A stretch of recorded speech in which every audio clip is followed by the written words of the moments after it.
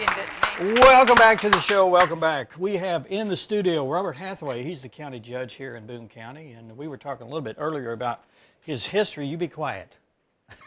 I'm just. And he's worked for the road crew for so many years. I've been there 26 years.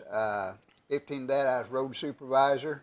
I've been through 5 county judges, and when it comes to the roads and stuff, I was able to teach them most of it, and I was honored to have some of the county judges help me with budgets and stuff. So it was kind of a easy transition to county judge. A little bit different behind the desk, though, right? Yeah, there's a lot of difference. I mean, there was things that I never thought I'd have to face, and a lot of things that other county judges haven't had to face, like the COVID. Right. Yeah. Oh, and the protests and stuff like that we've had to deal with in the past. And so it's been a learning experience for me. Well, being a worker for so many years, what was the transition moving into like the political realm of the whole thing? First of all, learning to be politically correct was a problem. I mean, as a construction worker and a road foreman and stuff, I was used to dealing with just certain people in the public, and not large groups like I have to now. The campaigning part of it, was all new to me. I'd help Mike Moore, and when he campaigned a little bit and stuff, but I just didn't realize the cost and the time that it takes. Not just me, but my family too. Right. But that it makes you a better person and makes you a better judge when you actually have both spectrums of the job, where you actually know what works and then not only on the road but also in the office. Right. And I learned early when Mike Moore was in there. Of course, me and Mike, we worked good together. When it come to the road department, he just more or less turned it over to me, let me deal with the public and stuff like that. And because there's so many different laws and regulations that go along with the road department and county government that you can't use, or that contractors and stuff, they can do a lot of things that we can't. Yeah. And a lot of people don't understand that. They don't understand why we can't come down their driveways and stuff like that anymore. But every time you do something like that, then you're encroaching on a contractor's, ability to make money and stuff. So, there's a lot of different laws and regulations you got to really know up front. Yeah. And I bet a lot of people that live on the dirt roads like me, their main concern is, when are you going to pave my road? Exactly. That's And then most people don't have an idea what it costs to pave a road. You're looking anywhere from $200,000 to $250,000 a mile to pave a road. And that doesn't even include the prep for it. You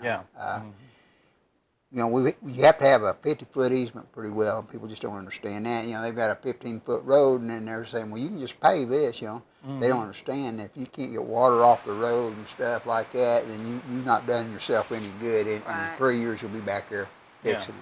Yeah. And it's an expensive cost to take care of paved roads. Yeah. Well, not only that too is just to grade the dirt roads. Don't you? The actual blade? I mean, you have to replace those. Those get wore down after so many miles, don't they? Yeah, a lot of times a week or something like that, and you're looking at about $200 a blade, and there's 2 of them on a grader. And people think most people don't even know we've got 900 miles of dirt road. They think that their road's probably the only road in the county need to be worried about. It's the only one that matters. It is. And we've got 10 graders in the county, and each one of them got about 80 miles apiece to grade roads. And it usually takes them a 3-month cycle to get around. Yeah. And the weather determines a lot of that. Oh, absolutely. Do they just kind of constantly do that then? They go through that whole 3-month cycle, and then they're back to where you were? Okay.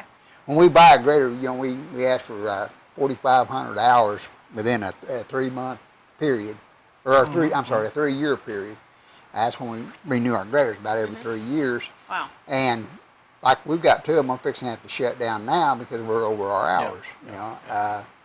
And I'm proud to say we're probably one of the, we've had vendors try to sell us graders and say, well, we can sell them to you cheaper if you don't go over 3,500 hours. We can't do that. We'd be shut down a year early if we just went 3,500 hours. Are there any big projects the county's working on or looking at, or? I've just done 2 paving jobs this year, and of course all our paving is done through state aid. That's the only way we can afford to do it. And with state aid, you got to meet their specifications. It's got to be a through road, go to another paved road, from one paved road to another. You got to have the 50-foot easement, you know, and the right drainage and everything like that. And I've just done Horseshoe Bend and Coweta Falls, about a mile on each one of them is what we've done, and that's about all we can afford. Yeah. Wow.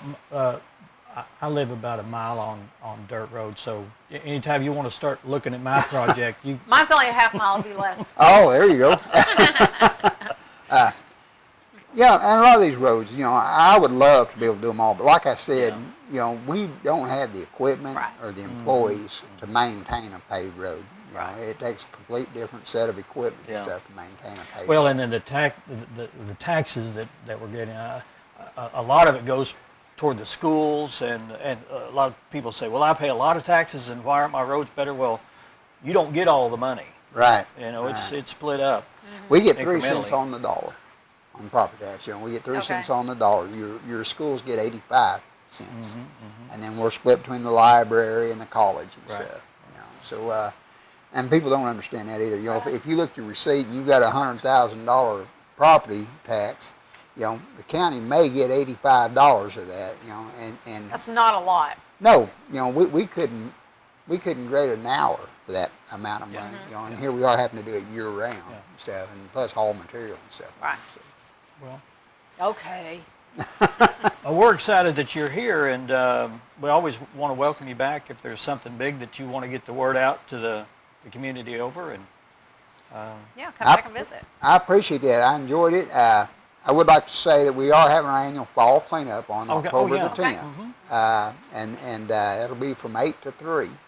Is that countywide? It is, and of course you have to come to Methan's sanitation out on Industrial Park What are Road. some of the things people can bring? We take just about anything. We don't take like construction materials, you know, from contractors. We'll take a certain amount of tires, you know, stuff like that, as long as they're not on the wheels. We don't want someone, you know, like a tire company coming in with a big old semi-load of tires and stuff, you know, but we take that stuff.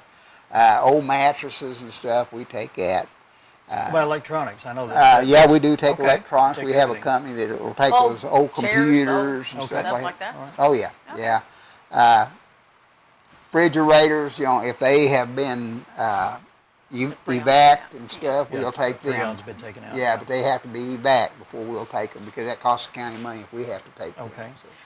When is that? Yeah, when is that date? It's October 10th, 8 to 3 o'clock. And Okay. what's the location at the? That is at Methan's at Sanitation Methan's out on Sanitation. Industrial Park Road. Oh, okay, Yeah. okay. Yeah, and you can pull in, and our guys will unload you, and Sweet. just drive right on Well, out. I'm going to fill my I pickup got a truck. few things I could take. Why Yeah. don't you come over when you're I'm not finished? gonna be here.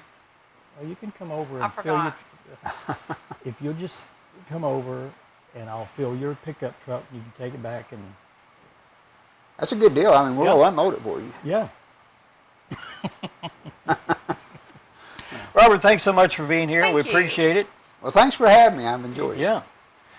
All right, let's take a break, and when we come back, James McGarrett is here from Better Buys, and he's got some announcements to make about a big new facility. We're going to find out all about that. Stay with us. You're watching 726 right here in Harrison, Arkansas.